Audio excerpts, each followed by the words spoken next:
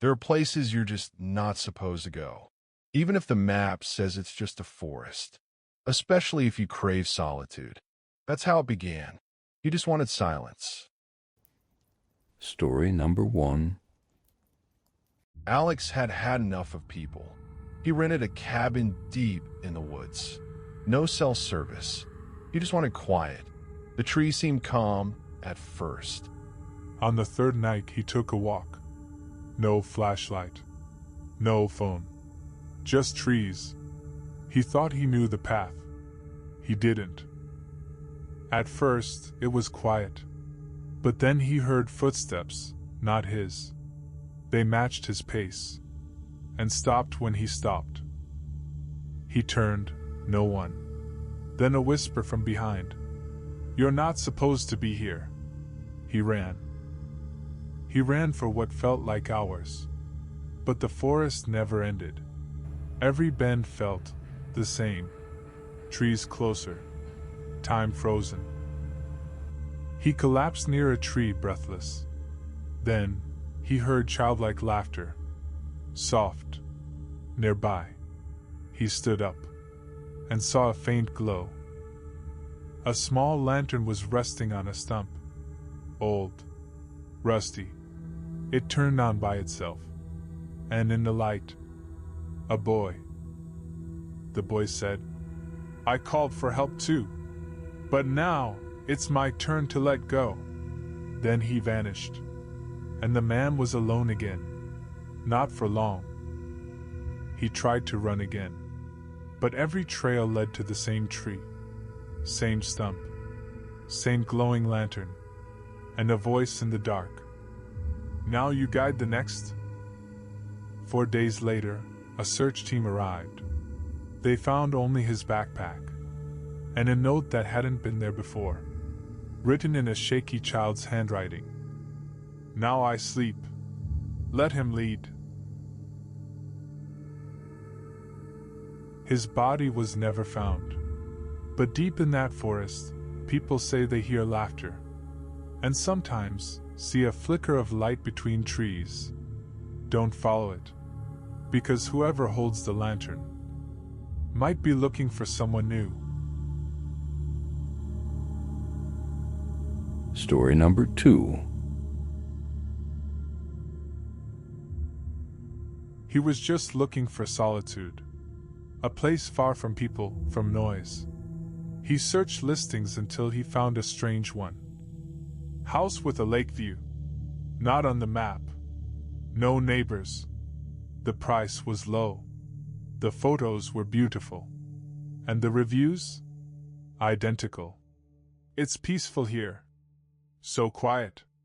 We stayed. GPS couldn't find it. But the house stood there, tall and white, with a wide porch. Silent. No birds.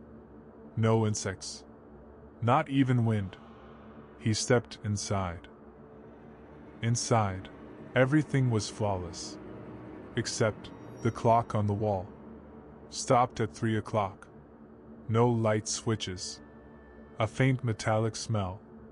The refrigerator hummed, but it was empty. That night, he woke up at 3 o'clock again. He heard something, like creaking, above him. But the house was one story. He looked outside. And the world was gone. Just gray fog. No car. No forest. No sky. The door wouldn't open. The windows wouldn't break. His phone? No service. The clock still said 3 o'clock. And then, footsteps. Inside the house. He moved from room to room. But the layout kept changing. Doors led to corridors. Corridors turned into stairs. And then he saw the portraits. Dozens of unfamiliar faces. Under each frame. Guessed. Never checked out. He screamed. But the echo didn't match his voice. It whispered. It knew his name. It said, "You're part of the house now." He stopped feeling hunger. Stopped feeling time. The clock stayed frozen at 3 o'clock.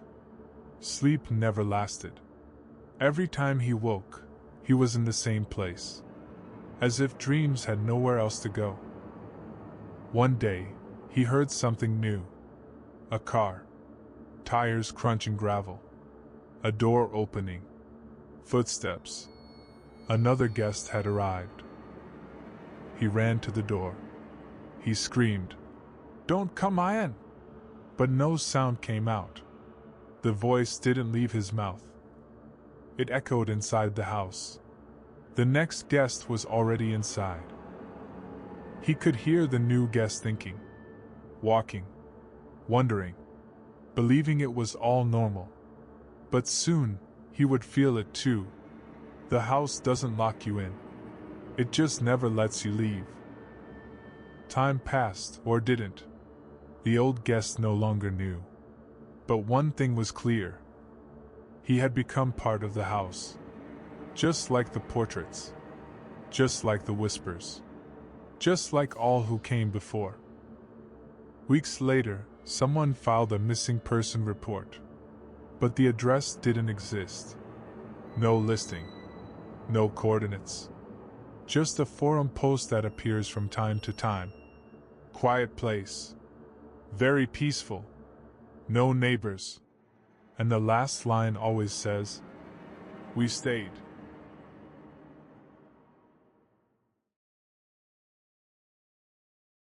Story number 3. They said the 4th floor was sealed after the fire.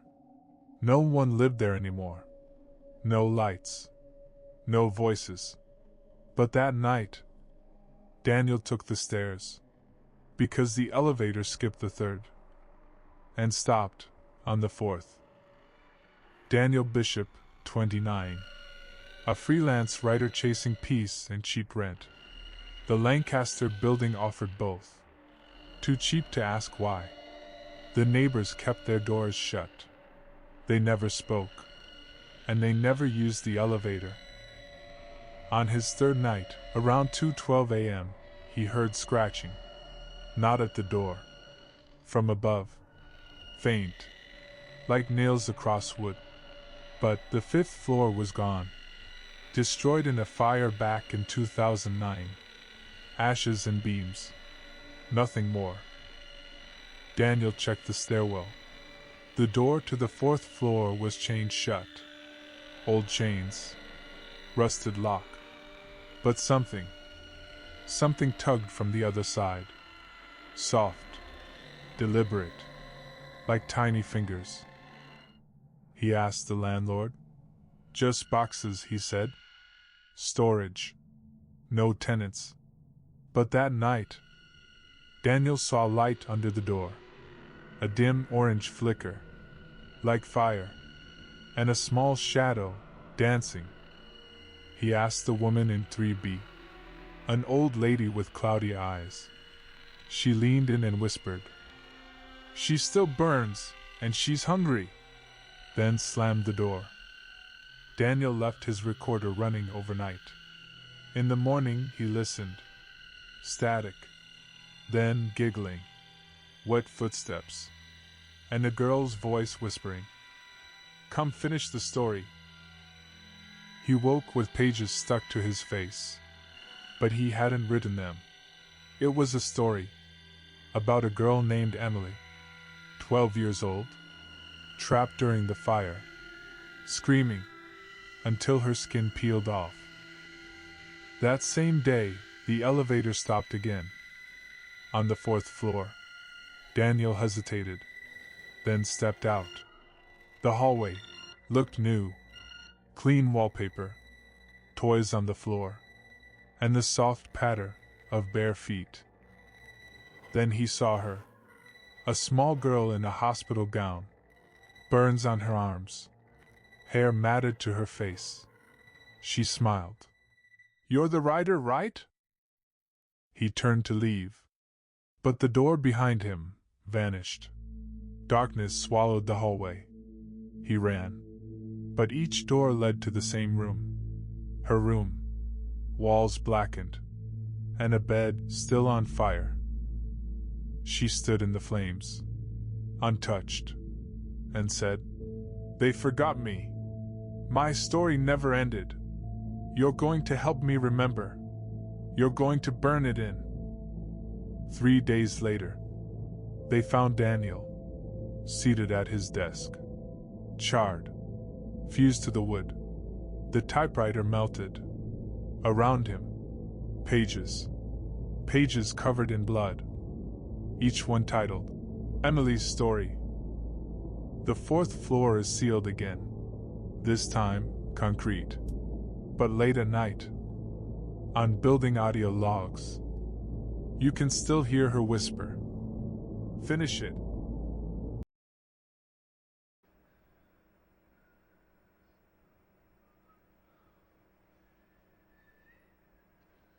Story number 4.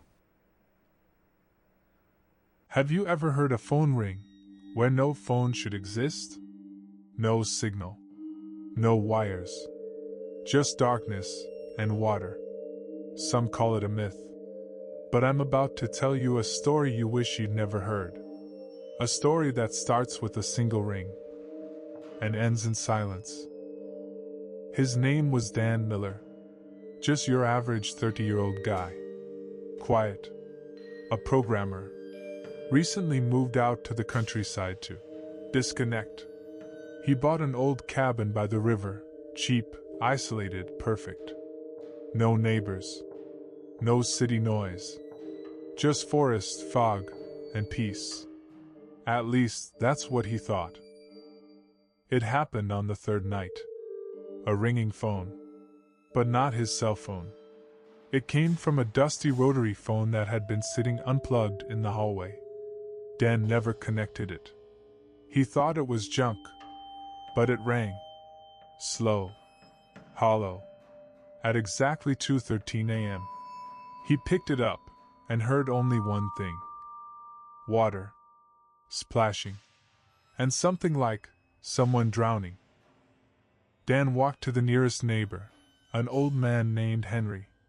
When Dan told him about the phone, Henry froze. "You answered it?" he asked quietly. Dan nodded. Henry shook his head. "You shouldn't have done that." "Why not?" "Because now he knows you're listening." Dan laughed nervously. "Who?" Henry stared out toward the river. "The ferryman." The next night, the fog was thick, almost unnatural.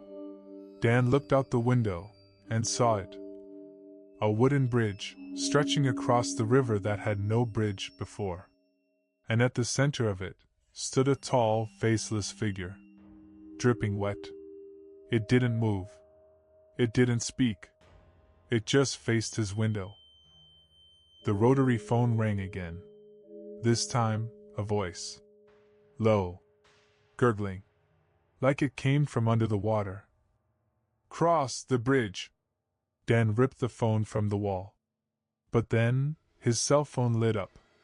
"Unknown number, +000. He answered. All he heard was splashing, and one whispered word. "Come!" Dan started searching. Old newspaper archives. Local history forums. He found it. Back in 1987, a ferry capsized during a storm. 16 people drowned. The town shut it down. Left the river untouched ever since. But every November, locals say the Bridge of Calling appears. Always at night. Always in fog. And always after someone hears the ring. Dan didn't sleep. He waited. Watched. At 2:13 a.m., the fog returned. And so did the bridge. Only now, the figure wasn't alone. More silhouettes stood behind it. Drenched. Silent. The phone rang. Dan didn't hesitate. He stepped outside, barefoot. Walked toward the river. Toward the bridge. And vanished into the mist. The next day, no one could find Dan. No tracks. No car. No signs of struggle. Only the rotary phone, sitting on the porch, soaking wet. Henry was the first to notice something else. On the dock in the mud was a bare footprint, facing the river. A week later, a young couple from the city rented the cabin. Locals tried to warn them, but they laughed it off.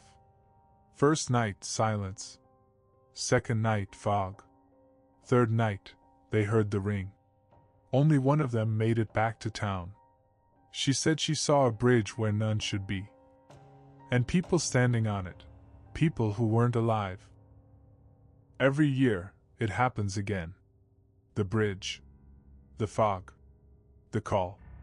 And always someone new disappears. Some say it's a curse. Others, a haunting. But Henry, before he passed, left a note. The ferryman doesn't take everyone. Just those who listen. So, if you're ever in a quiet place, by a river, and you hear a phone ring where no phone should be, don't answer. Or maybe, it's already too late.